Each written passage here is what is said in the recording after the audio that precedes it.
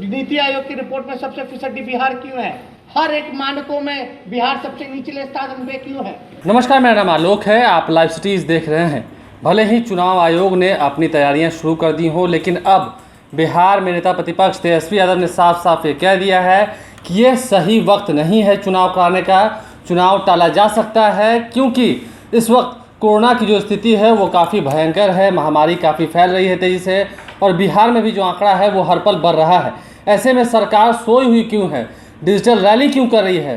क्यों आखिर जो नियुक्तियां करनी चाहिए थी, जो जितने स्वास्थ्य विभाग में पद खाली हैं, उसे भरा क्यों नहीं जा रहा है? और इसके अलावा क्या कुछ कह रहे हैं प्रतिपक्ष तेजस्वी यादव, जरा सुनिए। भाजपा के लोग वर्चुअल रैली करेगा, बिहार के लोग मरते रहेंगे, लाशों के ढेर पे चुनाव करें। चुनाव किस लिए होता है? लोगों की जिंदगी को बेहतर बनाना, लोगों की जिंदगी को बचाना, आगे ले जाना, इसलिए चुनाव होता है। कि चुनाव होता है कि लाशों के ढेर पे चुनाव कराना चाहते हैं, लोगों को मार करके चुनाव कराना चाहते हैं।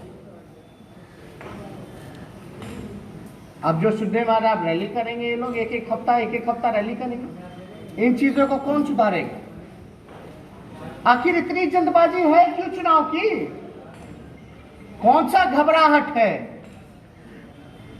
क्या मुख्यमंत्री को डर सता रहा है कि राष्ट्रपति शासन में चुनाव ना हो जाए? बिहार मर रहा है, हाहाकार मचा रहा है, ये उनका रिपोर्ट है।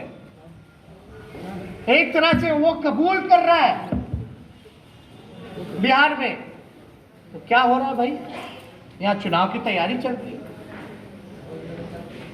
हम लोग सड़क पर हैं, महंगाई से मर रहे हैं लोग, बेरोजगारी से मर रहे हैं। बिहार में कोई कारखाने नहीं बने, कोई इंडस्ट्री नहीं आया, कोई निवेश नहीं आया, लॉ एंड ऑर्डर बद से बदतर है, गोलियों से पुलिस वालों का एनकाउंटर हो रहा है, लोगों को बेड नहीं मिल रहा, सही इलाज नहीं हो रहा, टेस्ट नहीं हो रहा, और आप जो है वर्चुअल रैली करेंगे। डिजिटल पदे क्यों है?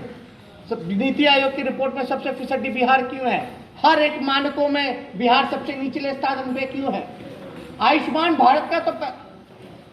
भारत में एक पैसा बिहार को नहीं मिल रहा क्योंकि परफॉर्मेंस खराब है। 76% लोगों का कार्ड नहीं बना। क्या लाभ उठा पाएंगे इस योजना का? बताएं, बीजेपी वाले लोग बताएं। ये तो डबल इंजन की सरकार है, विकास की गंगा बहनी चाहिए। गरीब मजदूरों को गाली दे रहे हैं, गरीब भूखे मर रहा है, मजदूर भूखे मर रहा है, काम नहीं मिल रहा।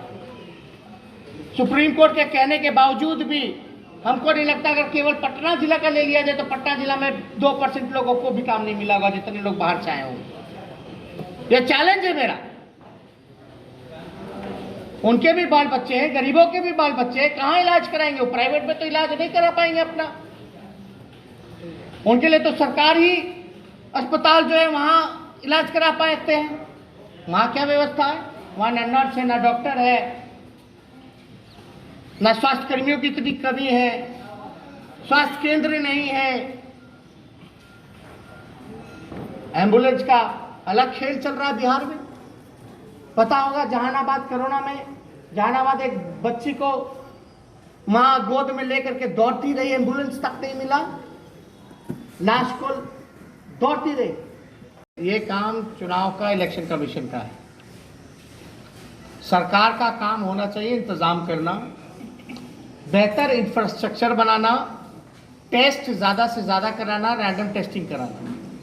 और हमने पहले भी कहा कि हमने कई बार मुख्यमंत्री को, बिहार सरकार को सचेत किया कि स्थिति भयावह हो जाएगी। अब जो है मुख्यमंत्री आवास तक कोरोना पहुंच चुका है, किसी से छुपा नहीं है।